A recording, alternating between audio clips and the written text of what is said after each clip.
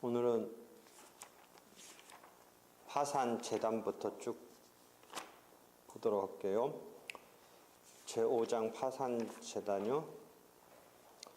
개념은 법정재단, 현유재단, 배당재단 이런 개념이 있다라고 그랬죠. 배당재단은 이제 나중에 다 돈으로 모아가지고 금전으로 모아서 이제 배당하기 직전에 그 대상이 되는 재단을 말하는 거고, 현유재단 내지는 현실재단은 실제 지금 사실적으로 파산이 선고되면서 쭉 이제 채무자의 점유가 파산관제인의 관리하에 들어가는 거죠. 그런 상태에서 현재 현실의 현유 재단이 실제 있어야 되는 법정 재단 이런 식으로 그게 일치되는 그 시키는 것을 파산관제인이 하는 거죠. 실제 그러니까 현실의 현유재단에서 빠져나갈 거 빠져나가고 혼입돼서 들어와야 될 거 들어와줘야 되죠. 그러니까 그 채무자의 점유에 있던 게 이제 파산이 선고되면서 파산 관제인의 관리하에 들어오는데, 그 중에서 빠져나갈 거는 별채권에 의해서 별채권이 행사되면, 별채권이 실체법에서의 담보권인데 이 담보권은 담보재산에서 별도로 이렇게 해서 파산 절차에 파산 채권처럼 신고에 의해서 n분의 1씩 빠져나가는 게 아니라 그 자체는 그대로 파산이 선고되더라도 파산 절차에서 별채권은 담보권은 별채권으로서 그 실행을 할 수가 있어요. 그러니까 그거는 결국 그 채권에게 해당하는 담보 목적물이 현재로서는 파산재단에 있지만 그게 실행되면 빠져나가겠죠. 그 현유재단에서 빠져나가겠죠. 별채권이 빠져나가는, 마이너스 시키는 그런 것이죠. 그 다음에 환치권이라고 해서 어떤 실체법에서 원래 자기 건데 어떤 것 때문에, 어떤 이유 때문에 지금 파산당한 사람이 관리하고 점유하던 상태였다가 파산이 되니까 그건 내 거 빼와야겠다. 그것을 원래 실체법에서 소유권이라든지 이런 주장을 할 수 있는 자가 환치하겠다라고 해서 빼가겠죠. 그런 식으로 빠져나가는 거고, 한편 부인권은 뭔가 법률 행위가 펼쳐진 것에 대해서 파산관제인이 부인을 해버리면 그 요건 하에 그것이 충족되면 이 파산재단으로 회수할 수 있겠죠. 그래서 부인권에 의해서 그게 정당하다면 회복이 되겠죠. 그래서 플러스가 되겠죠. 그래서 그 그림을 5-1의 그림을 잘 이해해 보면 그걸 내가 이렇게 약간 추상화 내지는 무슨 건물처럼 그려놨는데, 설계도처럼 그려놨는데 이렇게 하나하나 맞춰보면 마지막까지 이렇게 연결시켜서 그 모습을 맞춰보면 이해를 할 수 있어요. 상계권의 경우도 상계라는 실체법에서의 간이 결제적 기능 말고 담보적 기능이 있다라고 하는 거거든요. 그 담보적 기능이 그대로 여기 와서 인정이 되는, 기능이 인정되니까 상계가 되면 그 부분은 서로 딱 맞닿으면서 빠져나갈 수가 있는 거죠. 그렇지 않으면, 상계가 인정되지 않으면 바깥에 있는 사람은 자기는 갚아야 되고, 한편 자기는 받을 거는 파산 채권으로밖에 못 들어가는데, 그것이 이 꼴로 처리될 수 있다면 그 담보적 기능이 여전히 기능을 하는 거죠. 잘 생각해 보세요. 상계가 만약 이 파산 절차에서 인정되지 않는다면 자기는 다 갚아야 돼요. 그렇죠? 자기는. 그 다음에 자기 받을 채권은 파산 채권화 되면서 극단적으로 보면 거의 못 회수한다든지부터 뭐 하여튼 만족이 그리 제대로 될 리가 없죠. 그런데 상계가 돼버리면 그 채권이 그대로 100% 쓰인 꼴이 되죠. 자기는 원래 50%밖에 뭐 30%밖에 20%밖에 회수가 못할 파산 채권이 100% 쓰이는 셈이 되는 거죠. 상계가 인정되니까. 그다음에 재단 채권이라고 해서 파산 채권과 대칭되는 채권의 용어를 쓰고 있죠. 그 회사 정리 절차, 그러니까 여기 회생 절차에서는 공익 채권이라고 하는 것은 수시로 파산 절차의 파산 채권처럼 나중에 기다렸다가 거의 변제 못 받는 식으로 배당되는 게 아니라 이 재단에서 수시로 우선 빼갈 수가 있어요. 어떤 게 재단 채권이냐는 한마디로 말할 수는 없고 뭐 정책적인 거라든지 파산 채권이 아닌 파산 선고 후에 절차 진행 때문에 생긴 채권이라든지 이런 거는 미리 빼갈 수 있게 해줘요. 왜냐하면 파산이 선고되면서 뭔가 운영에 따라서 절차 진행에 따라서 필요한 어떤 일들이 있는데 거기에서 발생하는 채권 채무 관계에 대해서 원활히 진행을 하려면 그 파산 채권으로만 인정한다면 누가 응대를 안 해주겠죠. 그러니까 이건 일단 먼저 처리해 주겠다. 이런 개념이 재단 채권이라는 거죠. 그렇게 해서 파산재단이 현실의 현유재단과 법정재단의 개념이 있는데 그것을 맞추는 일을 파산관장이 하고 그렇게 해서 나중에 이제 금전적인 재산으로 모아져서 배당재단이 되는 거죠. 그런 개념 일단 이해하면 되죠. 그런 상태에서 쭉 보면 파산재단의 범위는 재산이고 채무자에 속하는 재산일 것 5-9, 5-10. 그다음에 5-11은 파산 선고 당시에 파산이 선고되면서 그때의 그럼 파산 선고 이후에 부분은 감안하지 않아요. 모든 지금 파산 절차는 기본적인 축이 파산이 선고되면서 이제 기준이 되는데 파산 선고 당시에 재산이어야 되죠. 그럼 파산 선고 이후에 것까지 반영하는 이런 개념을 팽창주의라고 하는데 팽창 이렇게 늘어났다 뭐 이런 건데 지금 파산 절차는 파산 선고 당시에 재산까지만 하는 고정주의라고 하죠.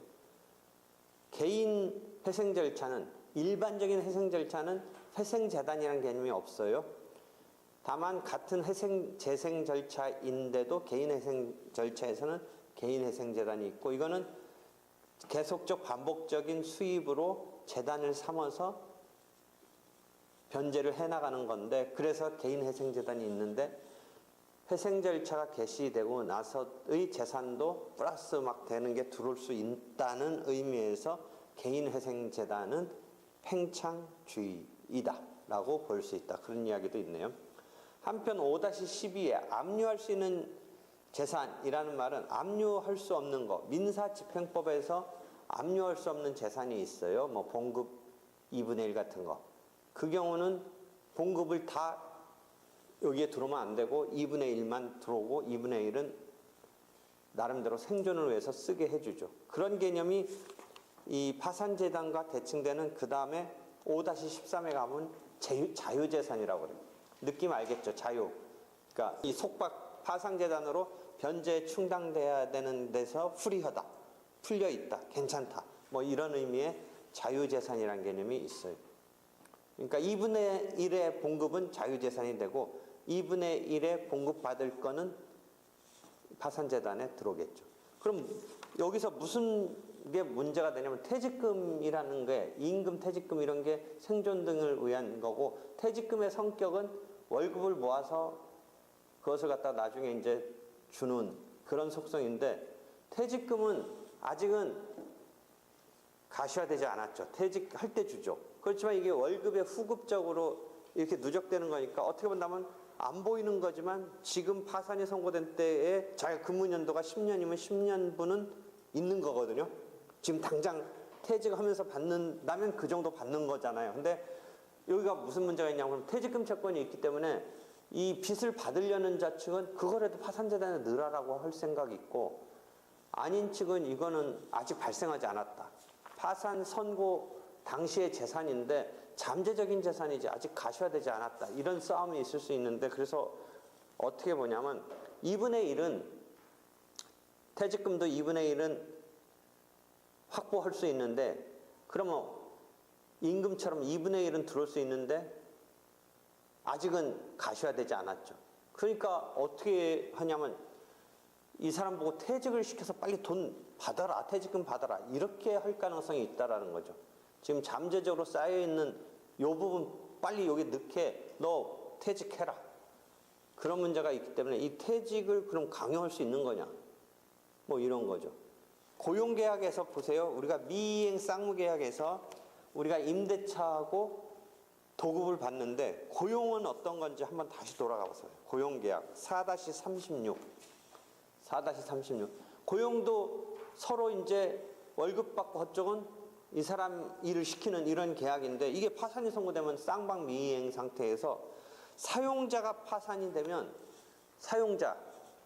고용한 사람이 파산되면, 그거 생각해 보세요. 망했는데 지금 회사 운영 안 할 건데 너 고용을 할 필요도 없어지잖아요. 그 다음 단계. 그게 일종의 넓은 의미의 뭐예요? 정리해고 이런 것하고도 결부돼요. 근로기준법도 우리가 알아야 돼요. 이걸 하려면. 자르는다는 의미의 해고.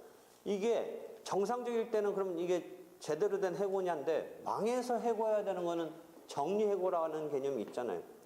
지금 정리한다라는 의미에서.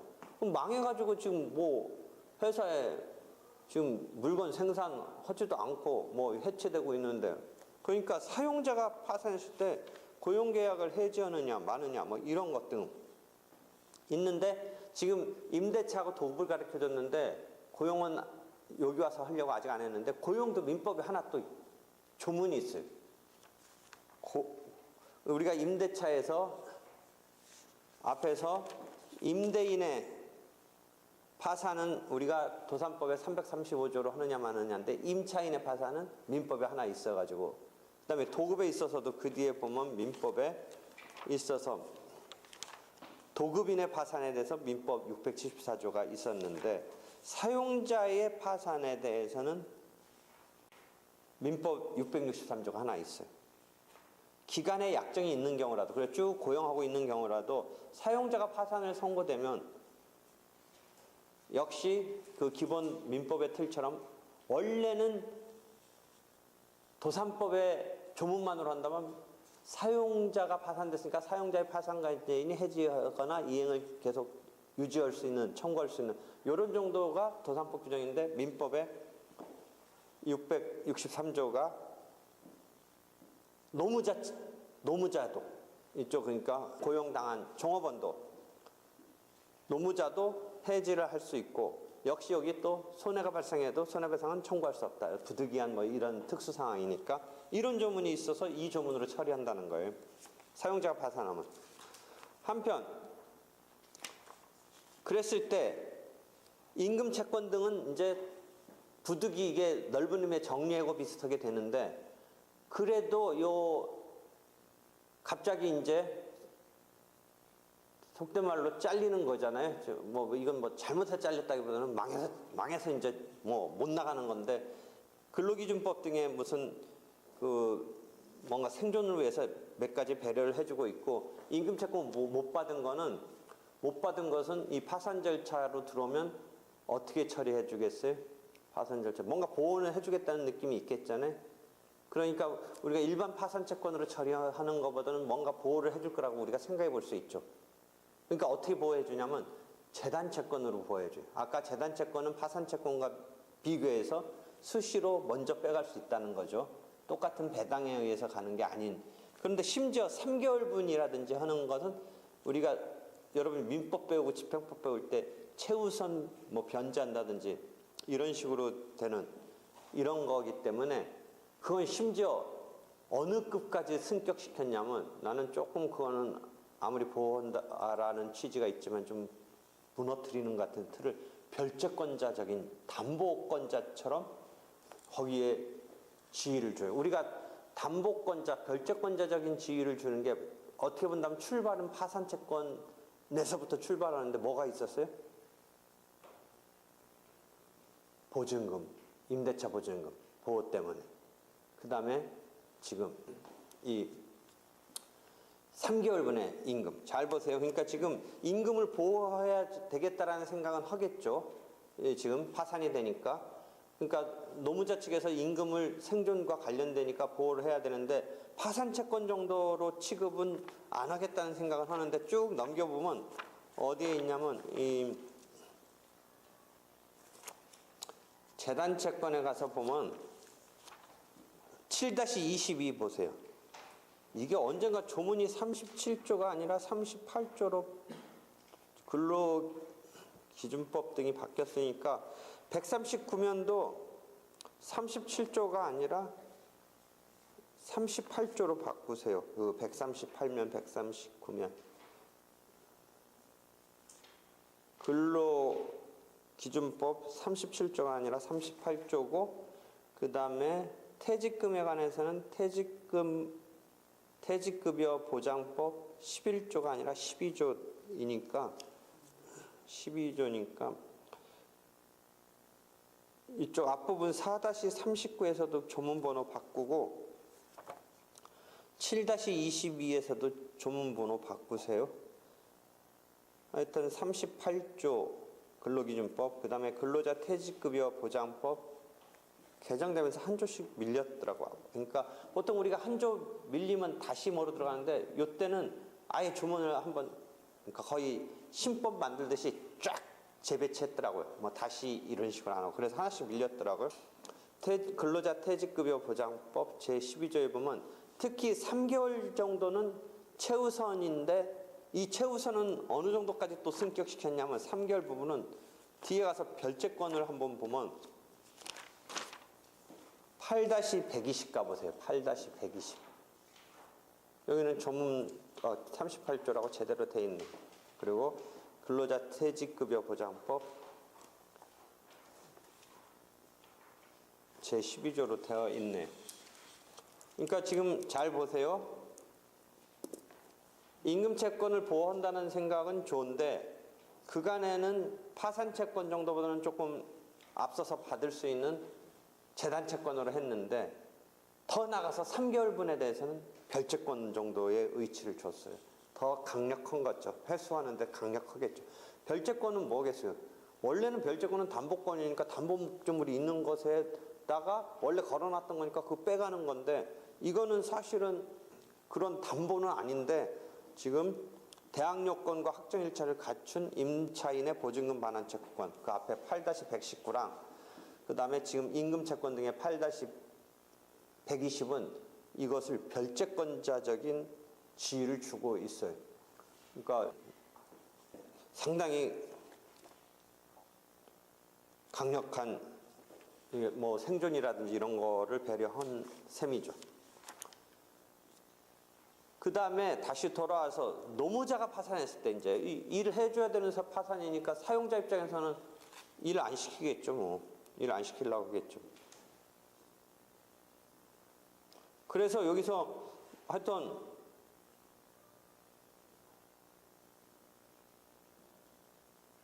아무리 안 시키려고 한다 그래서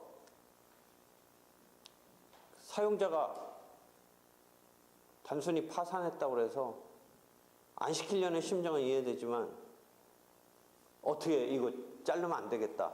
이건 파산하고 상관없이 어떤 노동력을 제공하고 이러는 건데, 그래서 민법에 이 부분에 대해서는 아까 사용자 파산과 같은 조문이 없어요. 663조 민법 그런 조문도 없어요. 그래서 이걸 그럼 일단 355조 도산법 적용을 해야 되지 않을까라고 생각하는데, 일반적인 입장은 도산법 규정도 적용하지 않는다. 그냥 유지된다라고 생각하는 거예요. 노무자가 파산한 거는 그냥 별 변동을 안 주는 거예요. 노무자가 파산했지만 사용자 입장에서는 좀 찜찜하죠. 자기 일 시키는 사람이 파산을 했기 때문에. 근데 노무자 파산의 경우에는 도산법 335조의 적용도 335조의 적용도 부정된다라는 게 일반적인 생각이다 라는 것이죠. 그래서 다시 와서 무슨 문제가 있냐면, 이쪽 파산이 됐으니까 노무자 너 지금 퇴직해라, 퇴직금이라도 여기다 가담시켜라, 파산재단, 이럴 상황이라는 거죠. 한편 누구로부터 또 무슨 이해관계 있어요? 이 노무자로부터 돈 받을 사람은 너 조금이라도 여기다 보태라. 그러면 너 퇴직금 보태야 되는데 퇴직금은 퇴직해야 나오는 거잖아요. 그 다음에 퇴직금도 다 들어갈 수는 없죠. 2분의 1만 들어가는 거잖아요. 압류하느냐 여부에 따라서. 그렇지만 2분의 1이라도 원한다 라는 게 파산채권자의 솔직한 심정이죠. 그거라도 넣으라 여기다. 너 빨리 나와서. 근데 야 파산당했다고 일까지 그만두라 하는 건 좀 황당하잖아요. 그런 문제가 있었던 게 지금 여기 퇴직금 부분에 대해서 파산재단에서 문제가 하나 불거진 거예요. 다 그런 것 등이 여기 5-12에 압류할 수 있는 재산을 둘러싸고 172면에 그런 이야기가 있네요. 그래서 파산 선고 시까지 퇴직금의 2분의 1은 파산재단에 속한다.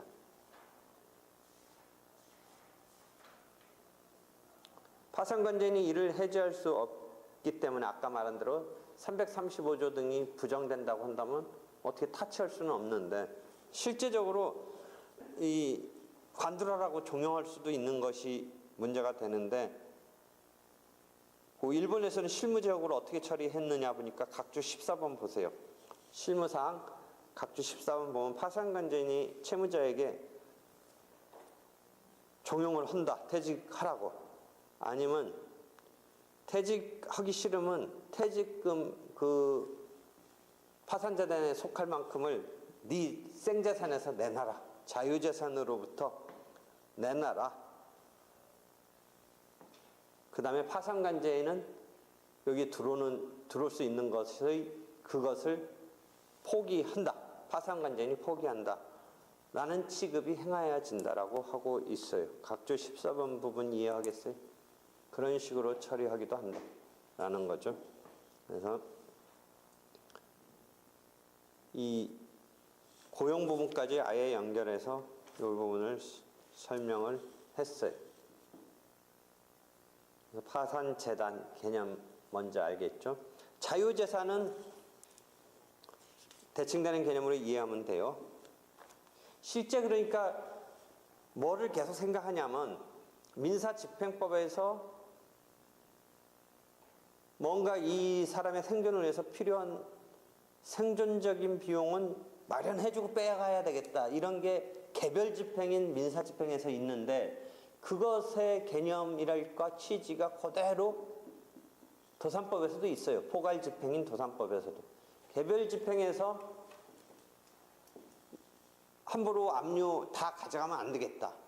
그 다음에 민사집행법의 압류금지의 재산이라든지 압류금지 채권이라고 해서 은행 등에 대한 채권도 압류를 함에 있어서 봉급 같은 경우 2분의 1. 은행에 대한 것은 여러분이 실제 은행에 옛날 같으면 월급이 어떻게 되겠어요? 봉투로 현찰로 가서 되기 때문에 월급이라는 것이 특정을 할 수가 있거든요. 봉투의 월급이라고 해서. 근데 은행에 들어버리면 이게 은행에 그 밖에 뭐 5원이 됐든 500원이 됐든 5,000원이 됐든 500만 원이 됐든 그거랑 같이 섞여버리면 실제로는 월급 채권 은행에 대한 그러니까 회사에 대한 월급 채권이 그 당사자의 예금 구좌에 들어버리면 월급이라는 것이 희석이 돼버려요. 금전이란 특성상. 그래서 오히려 월급인 채는 2분의 1만 압류할 수 있는데 한동안 뭐가 문제됐냐면 압류하는 사람이 가만히 기다리고 월급은 다 못 빼고 2분의 1만 빼갈 수 있다는 것의 입장에서 돈 받을 사람이 한때는 그렇게 했어요. 은행 통장에 들어오기를 기다리는 거예요. 월급이. 은행 통장 들어오면 2분의 1 빼고 하라는 말을 할 수가 없는 단계로 월급 채권이라는 그 속성이 없어져 버려요. 예금 채권이 되잖아요. 잘 보세요. 어떤 사람에 대한 월급인 채로 있을 때는 2분의 1밖에 압류를 못한다라는 건데 이 월급이 통장에 들어와요. 이 사람 통장. 그러면 이 통장은 은행에 대한 예금 채권이 되지 월급 채권이라는 속성이 없어져 버리니까 100% 다 할 수 있는 뭐 이런 등등도 있었어요. 그래서 집행법 나름대로는 그런 고민을 많이 했는데 한편 여기는 이제 포괄 집행인 파산에서는 더더욱 생존적인 게 있으니까 여러 가지 얘기하는데, 채무자가 파산 선고 시에 은행에 약간의 예금을 갖고 있을 수 있어요. 요새 세상에 아무리 돈 없어도 현찰로 이렇게 다 갖고 안 다니고 뭔가 이렇게 무형적인 은행 예금으로서 자기 재산을 갖고 있는 게 있는데, 여기에 대한 재산이 현금의 경우는 생계비조로 월 아무리 뭐 허탈해도 얼마씩은 써야 된다. 예를 들어 한 100만 원 정도는 필요하다. 뭐 이런 것 때문에 민사집행법에서도 그것은 안 빼가요. 그런 등등이 여기 반영돼서 면제재산을 하고 있어요. 여기 쭉 보면 5-14, 여러분이 일반적으로 압류금지 채권으로서 월급 같은 거 2분의 1이라는 거 이해되고, 압류금지 채권 말고 압류금지 재산이 있어요. 민사집행법에. 무슨 예를 들어 이런 거예요. 요새 우리는 실감 안 나지만 무슨 어부에 대해서 어업을 종사하는 사람한테 돈 받을 사람이 그물 같은 거 압류해버리면 이게 안 되니까 그런 거 못하게 하고 있어요. 그러니까 압류금지 재산이 있고 압류금지 채권이 있는데, 예컨대 우리가 이해하는 월급 2분의 1을 못 뺀다는 것은 압류를 금지하는 채권이에요. 왜? 채무자의 회사에 대한 채권. 그 다음에 이 채무자 재산 중에 압류를 금지하는 재산이 있어요. 집행법에. 그것의 확장판인데, 여기는 이제 그런 식으로 해서 압류금지 재산 이외에도 그 5-14의 중단부 보면 채무자 신청에 의해서 법원은 소액보증금이라든지 6개월의 생계비를 면제해 줄 수 있다. 면제재산이라는, 면제라는 의미는 파산재단에 들어가는 것을 면제해 준다. 그래서 그게 자유재산, 후리한 재산이 된다. 이런 개념이에요. 그래서 면제재산, 자유재산, 이게 같은 범주에서 쓰이는 그 용어예요.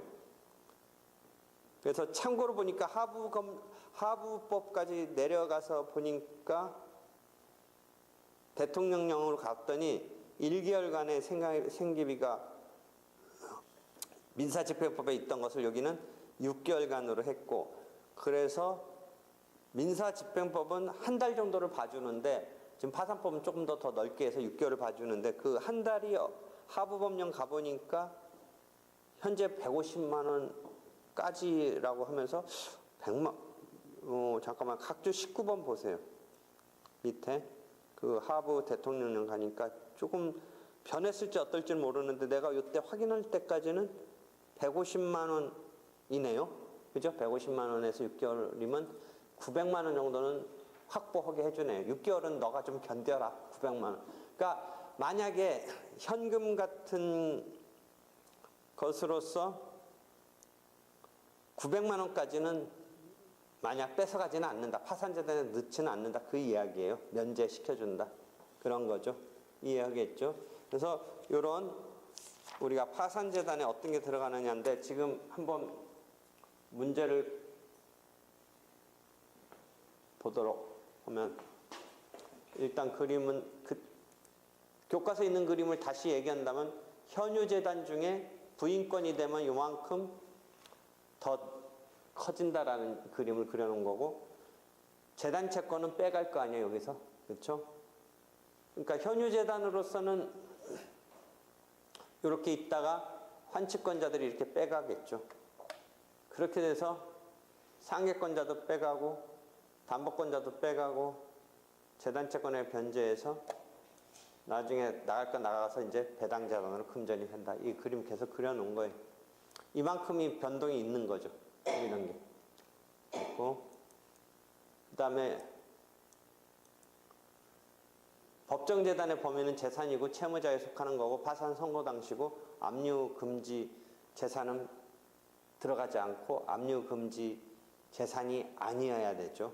그 다음에 종전에는 이건 빠졌는데 요새는 외국에 있는 재산도 여기에 들어와요. 옛날에는 약간 이 속지주의라고 그래서 집행이나 이 파산 같은 데서 어떤 다른 국가에 있는 경우까지는 여기서 고려하지 않았는데, 지금 만약 이 파산자가 미국이나 어디에 재산이 있으면 그것까지 들어온다. 그러니까 외국에 있는 재산도 파산재단의 범위에 들어간다. 어디에 그런 얘기 좀 써놨냐면 5-8에 1번 들어가기 전에 위에서 한 5째 줄부터 10째 줄 각주 5번 부분에 그런 말 썼네요. 속지주의를 채택했다가 현행 도산법에서는 규정을 삭제해서 더 이상 속지주의를 취하지 않아서 이제 그것을 보편주의죠. 옛날에는 그러니까 나라마다 했는데 이게 이제 국제도산이라고 해서 이제 이게 국내에서의 문제가 아니라는 거죠, 이제. 그래서 채무자의 외국에 있는 재산도 파산재단에 속하게 되었다. 그런 이야기 있네요. 그래서 한번 생각해 볼게 간단하게. 요거 한번 생각해 보세요. 어떤 게 지금 이런 거가 파산재단에 들어갈지. 아까 말대로 현금 100만 원 정도는 면제해 주죠. 안 들어가겠죠. 보통 예금채권 100만 원도 안 들어가겠죠. 지금 어디와 관련하면 면제재산, 일단 기본적으로 채무자 소유의 재산이긴 이잖아요. 현금이든 은행예금이든 채무자 소유의 재산인데 지금 면제재산에서 보면 6개월간의 생계비, 그래서 현재 1개월을 150만 원을 치면 6개월간 900만 원이라는 거죠. 그래서 그런 정도라는 거고, 실제 압류 금지 채권이라고 그래서 지금 이건 현금 말고 예금 채권도 민사집행법도 은행예금에 대해서 일정 부분 은행예금은 현금과 달리 구별할 거냐라고 생각할 때 구별할 필요가 없다라는 게 아까 내가 얘기한 거예요. 현대인들은 현금 100만 원을 물론 장롱에 넣고 쓰기도 하지만 대부분 통장에 넣고 쓰면서 하지, 그게 하나는 채권이고 하나는 현금이라고 하더라도 은행에 한 100만 원 정도는 아무리 돈 없는 사람도 돈도 없다면서 무슨 은행에다 예금 갖고 있느냐라고 할 게 아니라는 거죠. 기본적인 생활 자체가 은행에서 출금 입금하면서 사는 게 지금 기본 패턴이기 때문에 현금만 현금이 아니라 은행 예금 채권도 그게 뭐 이 사람이 아무리 가난하더라도 그냥 현금적으로 그런 정도는 주머니에 돈 넣고 쓰는 거랑 마찬가지로 볼 거라 이거죠.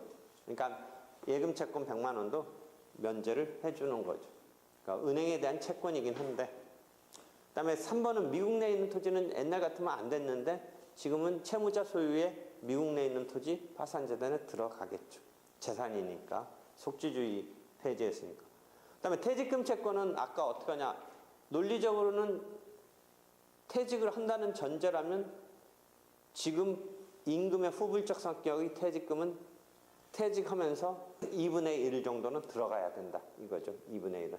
2분의 1은 압류할 수는 없지만 2분의 1은 들어간다. 그다음에 거기 5-12의 마지막 의자료 청구권이 파산재단에 되겠느냐. 일신 전속적인 거는 본인한테 전속되는 거니까 혹시 파산재단에 들어가면 안 되는 거 아닌가 이런 건데, 위자료 청구권이더라도 이미 구체화됐다면 이제 어느 정도 금액이 정해지면서 구체화됐다면 들어가야 된다 이런 논리예요. 아무리 일신 전속적이고 행사함에 있어서 일신 전속권은 자유적인 건데 의자료 청구권이 구체화됐을 때는 이미 윤곽이 드러났으면 들어가 주라 이거죠. 6번이 지금 명예훼손을 이유로 한 의자료 청구권이 이제 문제가 되는데, 이 경우에 5번은 위자료가 아니라 정신적 청구권이 아니라 손해배상이 아니라 5번은 재산적 손해배상 청구권이니까 들어가는 거고, 6번은 의자료 청구권이니까 일신 전속적이 아니냐 정신적인 거니까, 그랬을 때 안 들어간다는 입장도 있을 수 있지만 구체화되면서는 들어가 줘야 된다. 파산재단에 속해야 된다. 그런 입장이 일반적인 것 같아요. 그러니까 파산 선고 당시에 이미 금전으로서 그 전에 추상적인 게 아니라 금전으로서 구체화됐다면 이제 들어가 줘야 된다라고 하는 게, 그래서 거기 파산 선고 당시에 이미 금전으로 부정적으로 표현했는데 채무자의 수중에 존재하여 파산재단에 혼입되어 있는 경우, 그런 경우는 들어가는 건데 그렇지 않다면 파산재단을 구성하지 않는다. 반대적인 표현을 해놨네. 그래서 이런 것까지가 지금 파산재단에서 점검할 포인트고요. 그렇게 해서 파산 재단에 대한 거를 이해하면 돼요. 자유재산은 이제 빠져나가는 건데 여기서 무슨 문제가 하나 있냐면 자유재산은 이제 파산재단에 들어가지 않지만 채권자 입장에서 어떤 식으로 하려고 하냐면 파산재단에 의해서 배당받는 거 말고 자꾸 자유재산에 대해서 종용을 하게 돼요. 압박을 가해요. 그걸로 갚아라. 그걸로 갚아라. 그럴 확률이 있다라는 거죠. 공식적으로는 이건 타치할 수 없는 거죠. 자유재산은. 근데 거기에 대해서 갚아라. 근데 못 참고 임의변제를 했을 때 강제로는 못 뺏어가지만 사실상 강압에 의한 종용 비슷하게 압박을 가하고 임의변제식으로 가져갔을 때 이것을 인정하면 될 건가 안 될 건가 뭐 이런 거예요. 그런 문제가 거기 있어요. 그래서 자유재산과 파산채권 해가지고 임의변제를 할 수 있는 거에 대해서는 자기 스스로 하겠다면 인정해줘도 무방하다는 긍정하는 입장이 그 부분서 5-15에서 각주 22구 부정해야 된다는 입장은 23인데 우리 판례는 없는데 일본 최고재판소 판례는 가능하다라고 적극적으로 판단했다. 다만 강제적 요소가 수반되는 경우에는 임의변제 자체라고 볼 수가 없다. 그러니까 임의변제 자체는 인정해 주는데 임의라는 빌미하에 강제가 됐다면 그 임의라는 의사에 강제했다면 그건 인정 못하지만 하여튼 물론 이제 생으로 완벽한 의미의 임의는 아니지만 그래도 완벽한 또 강제도 아닌 정도에서의 스스로 갚았다고 하면 그것까지 부정하지는 않겠다는 게 일본 판례의 입장이다. 이해되겠죠? 그런 쟁점이 하나 있어요. 그러니까 이런 경우가 어디서도 발생하냐면 나중에 개인 파산의 경우는 면책이 됐단 말이죠. 면책이 됐으면 이제 거기서 해방이 됐는데 채권자 입장에서 공식적으로 이제 못 받는 거로 들어가는데 자꾸 면책 뒤에 재산이 생기면 갚으라고 할 확률이 있어요. 그러니까 그 면책이 되면 자연채무거든. 자연채무가 된다는 것은 강제 집행할 수는 없지만 임의로 변제할 수 있다. 채권법 그런 게 나오는데 그 자연채무의 대표적인 게 면책된 이 채권채무 관계인데 여기서도 그런 비슷하게 임의변제라는 게 하나 문제가 되고 면책된 경우에 있어서 임의변제는 가능한데 그때도 무슨 문제가 있냐면 채권자 입장에서는 형식은 임의변제인데 프레셔를 막 가하는 거야. 너 나쁜 놈은 뭐 돈 있는 뭐 재산이 따로 있는 거 뭐 이런 거 갖고 자꾸 하면 이 사람이 빚이 아니었던 건 아니지. 제도상 지금 안 갚아도 된다든지 여기서는 제도상 파산재단으로 안 들어가게 해놨기 때문에 그거 가지고 네 의사에 의해서 갚는 식으로 끌어내려고 한다는 거지. 그런 문제가 있다는 거야. 그 다음에 채무자가 파산자가 이 재산을 이제 저쪽은 임의변제인데 요거는 면제 자유재산인데 파산재단에 넣는 것 그럼 어떠냐. 나 거기다 넣겠다. 이거 나 자유재산으로 따로 하지 않고 넣겠다. 위부하겠다. 넣겠다. 라는 것에서 무방하다는 입장과 부정해야 하는 입장이 있다라는 건데 이건 판례나 이런 건 없고 각주 25, 각주 26에 무방하다. 괜찮다. 뭐 이런 것이 있고 이제 혼입을 하는 경우를 긍정하는 입장과 안 된다라는 입장이 26 각주에 있다. 그런 거죠. 이해되겠죠? 그래서 이런 정도 이해하고요. 되겠어요? 좀만 쉬었다 할게요.